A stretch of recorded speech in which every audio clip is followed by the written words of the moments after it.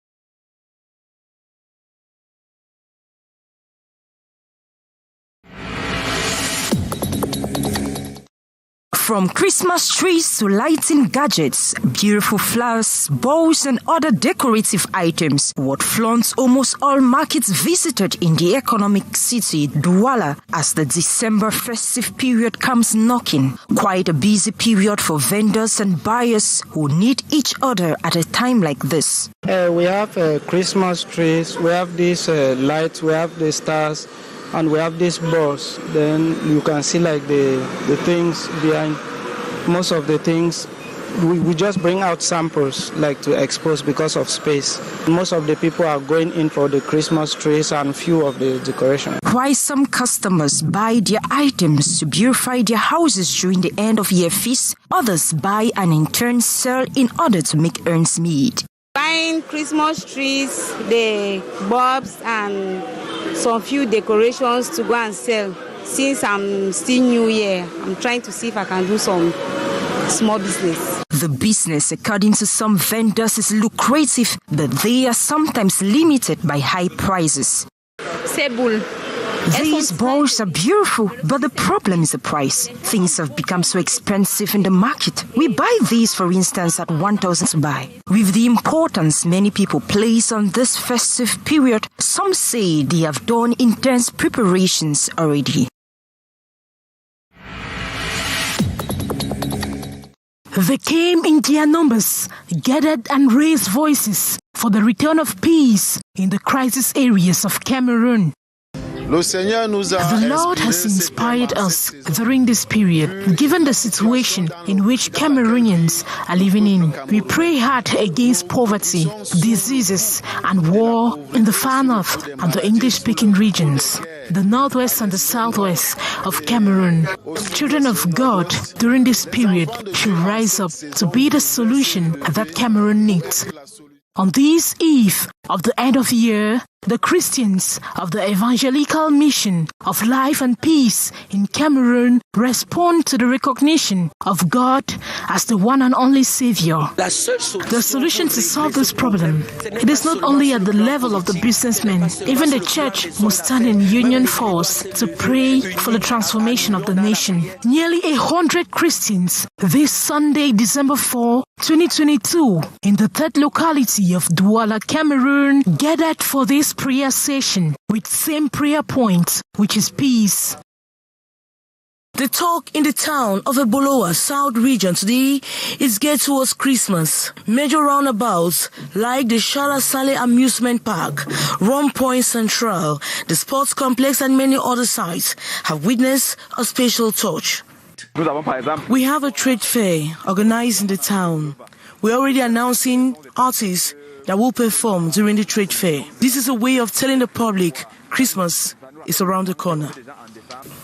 In the streets, it is common to find all sorts of vendors. Most of them have devised strategies to attract parents 2 weeks to Christmas. Even at a distance, to get attracted by the variety and quality of goods. Children leave from school with tickets to buy in trade fairs. Unfortunately, we don't have the means caused by price hike of basic commodities. Everything is expensive. Shops have quickly changed their internal decor and window display. Owners have changed the counters to replace old stocks with new ones.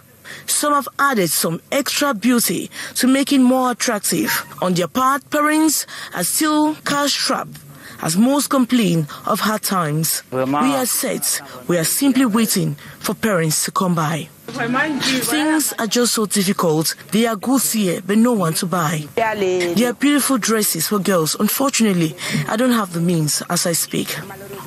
Vendors say they remain positive. Things might change as the Feast of Nativity draws closer. Though physically challenged, Hassan, Mohammad, Nabil and Ukraine are braving the odds to find a place in society. All their hopes rely on this institution where they are schooling. Unfortunately, the infrastructures are not befitting. These children lack the basics of visually impaired children like Braille. These schools, situated in the heart of Koptamo, Nun division of the West region of Cameroon, lacks basic necessities like electricity, potable water and more. The teachers describe the situation as deplorable.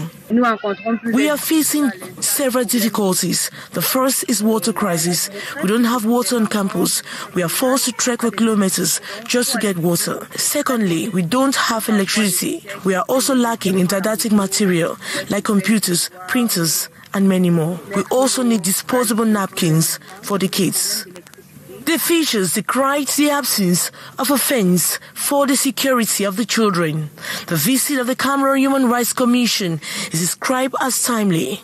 The visit comes on the sidelines of the International Day of Persons with Disabilities.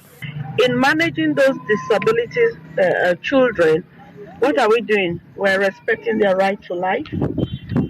So that is why the Commission is out here to visit its civil society organizations that are affiliated to them. The National Commission for Human Rights is by these visits calling on all to pay attention to the needs of physically challenged persons. At a very prudent distance, these billboards attract birds a closer look from in the sector. Problematic with most of these campaigns that you see out there is that most of these campaigns are not signed by an agency. And the law says that for you to do publicity and to do an outdoor publicity, you need to sign your campaign through an agreed agency. At every street corner, roundabouts, market shops, private residences, the billboards keep flooding. On the field to evaluate the gravity of the violations and non-respects of the law is the Littoral Regional Delegate for Communication.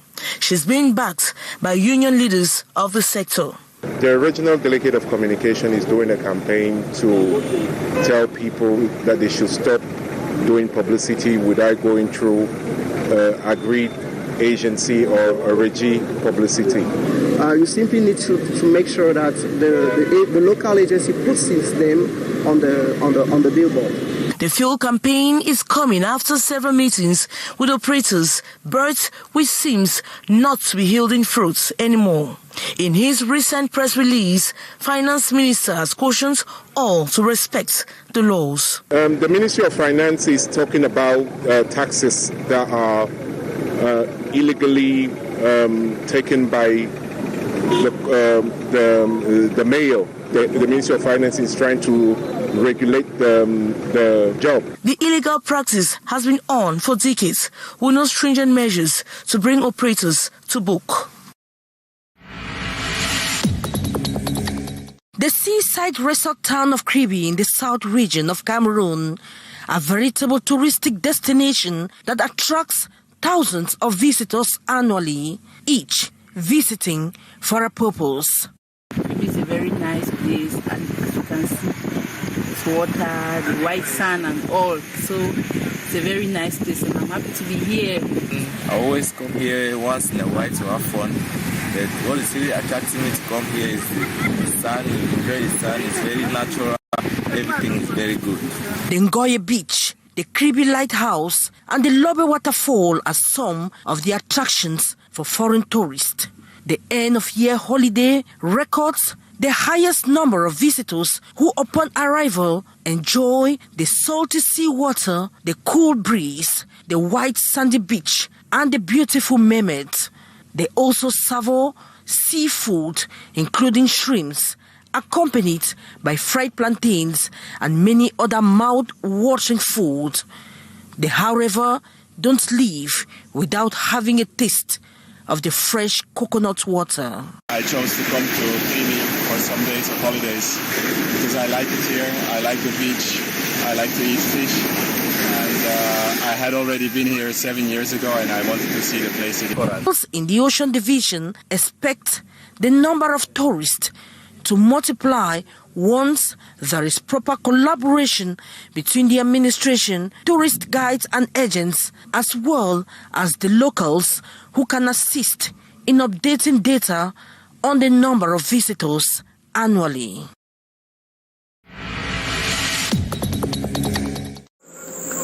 Waiting to receive or see off a family member or friend at the Douala International Airport at night was practically impossible due to high rates of insecurity. The external parking lot and streets leading to the airport were in total darkness.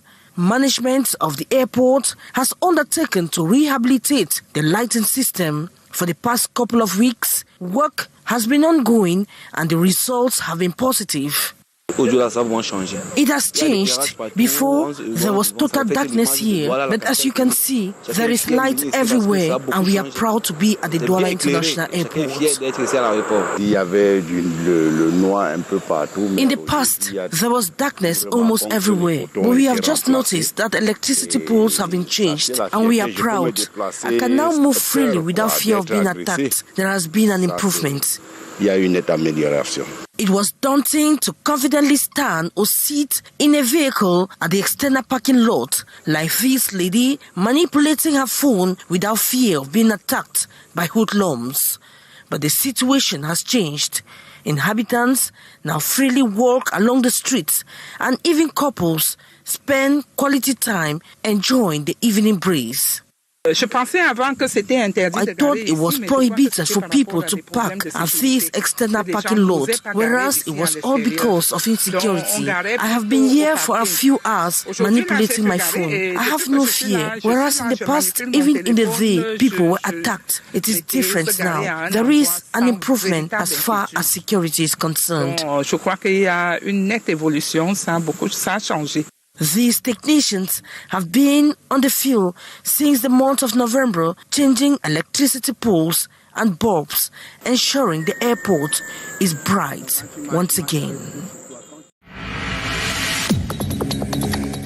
From December 5 to 8, the National Anti-Corruption Commission is setting up the Anti-Corruption Clinic in Douala. These are delocalized services that will allow the people of Douala to register their denunciation on cases of corruption. The 3 days is out to cure the evils of corruption in Douala. Installed in the services of the governor of the Littoral region, the Anti-Corruption Clinic received its first complainants. Amongst them, this whistleblower, a victim of the network of fake driver licenses. It is a question of this service to bring CONAC closer to the population. They will be able to record their denunciations, followed by the investigation team. We continue to call attention of all citizens that they have their responsibility there. They have their duty. Their duty is to denounce, and CONAC has the responsibility to go on and to do an investigation and to present those who are guilty where they must go. The presumed perpetrators of denounced practices will be placed at the disposal of the justice system. Coming at the eve of the International Anti-Corruption Day, the results of the first anti-corruption clinic will be presented to the public. It is an initiative worth projecting as a partial solution to the limited or dilapidated structures in some schools across Cameroon. Students of the Government Technical School, Bikok, Mefo and Akono Division of the Central Region, actively involved in the production of mud bricks for the construction of needed school buildings like this beautiful sample. All they got as a weapon of production is this machine. The Minister of Secondary Education, Nalova Lyonga, was here this weekend to assess the activity and seek measures of boosting the craft. They have shown us what they can do. They can do much more. And our idea is that we should modernize the material, the tools that they use. You saw what the students are using. So we are going to try to modernize the tools that the students use to ensure that things are done the way we want it to be done. The need for schools to collaborate, build partnerships for the realization of the mud brick structures to solve the problem of limited infrastructure. If they are producing red bricks and another college is producing the pavements for the floor, these two schools are going to cooperate so that we have these materials in the market. That's the idea, to push the students into the labor market at once. At the same time as they are students, they are also producing what the labor needs. Pauline Nalova Lyonga leaves behind firm instructions for school authorities to fully integrate all the students into the project, recording their work in the logbook as it is done with other subjects.